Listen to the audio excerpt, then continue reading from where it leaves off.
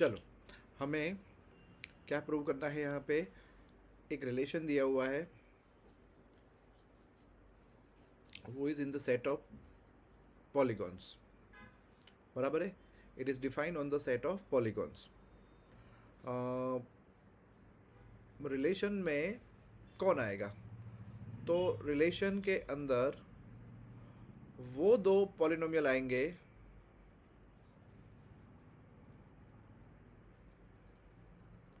Okay, जिनकी sides same है। P1 and P2 have same sides। तो सबसे पहले चेक करते हैं रिफ्लेक्सिव। ओके, तो मैं क्या लिखूंगा? Clearly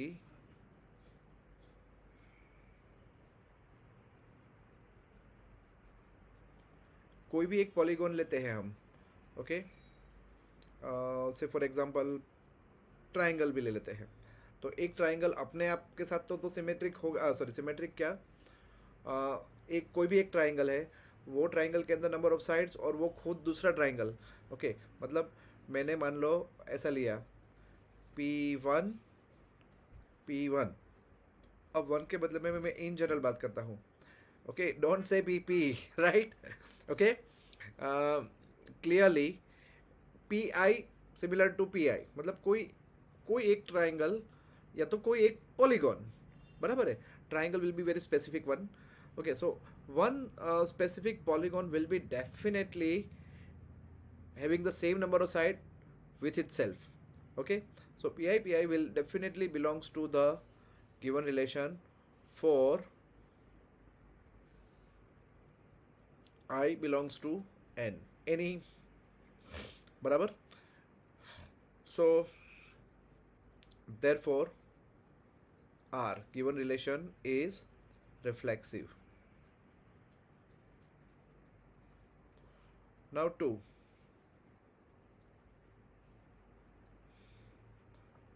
we know that if P1 and P2 have same number of sides, तो P2 P1 की भी होगी। then P2 and P1 will also have same number of sides।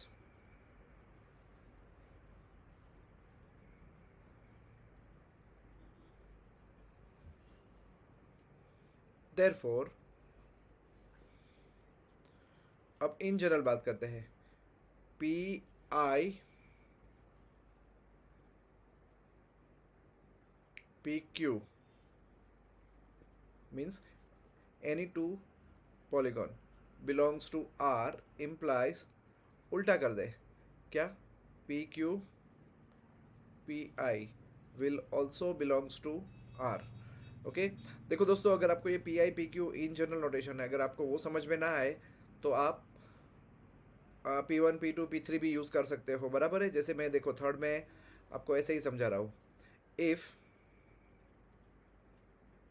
P1 P2 belongs to R and P2 P3 belongs to R, then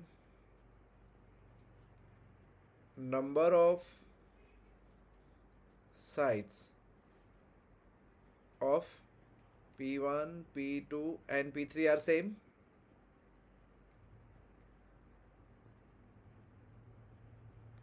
therefore P1 P3 भी तो relation में आएंगे।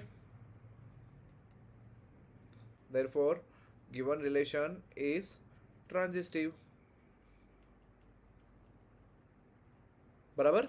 अब हमें पूछा था what is the set of all elements in A related to the right angle triangle T with sides 3 4 and 5।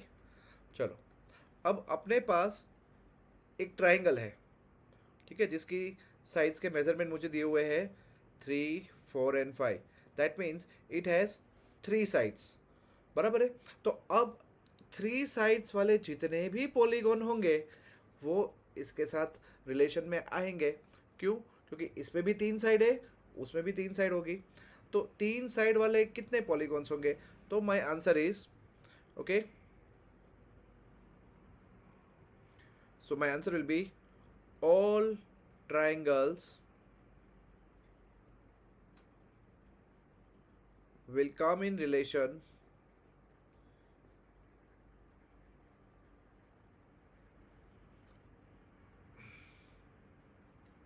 with given polygon। इस polygon का एक नाम रख ले P1।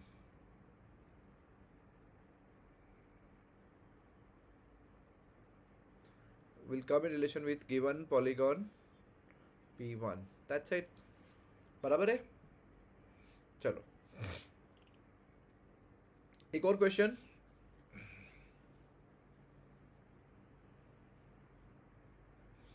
So first how will I right, यहाँ पे क्या पूछा है मुझे, देखो, show that the relation is defined in the set of all the triangles, बराबर है। दो ट्राइंगल रिलेशन में आएंगे अगर वो दोनों सिमिलर है तो, बराबर है। तो first I will write obviously a triangle is similar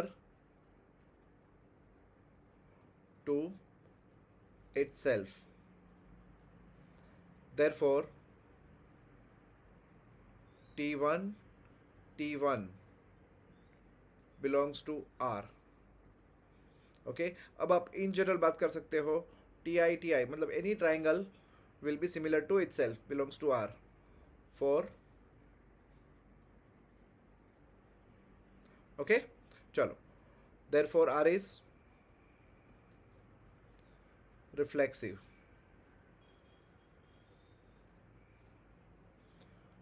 Second thing is, we know that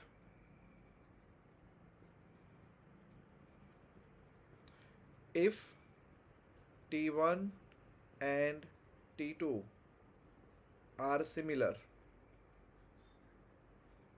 then T2 and T1 are also similar,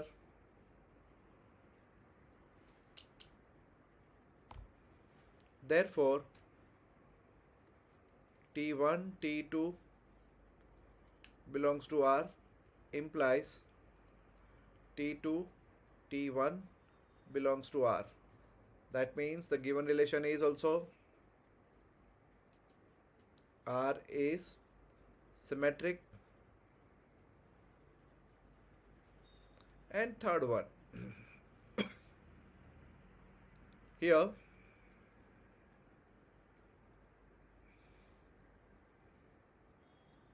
if T1 and T2 are similar and T2 and T3 are similar, then T1 and T3 भी similar होगा ही ना, okay? T1 and T3 will be also similar. T1 and T3 will be also similar.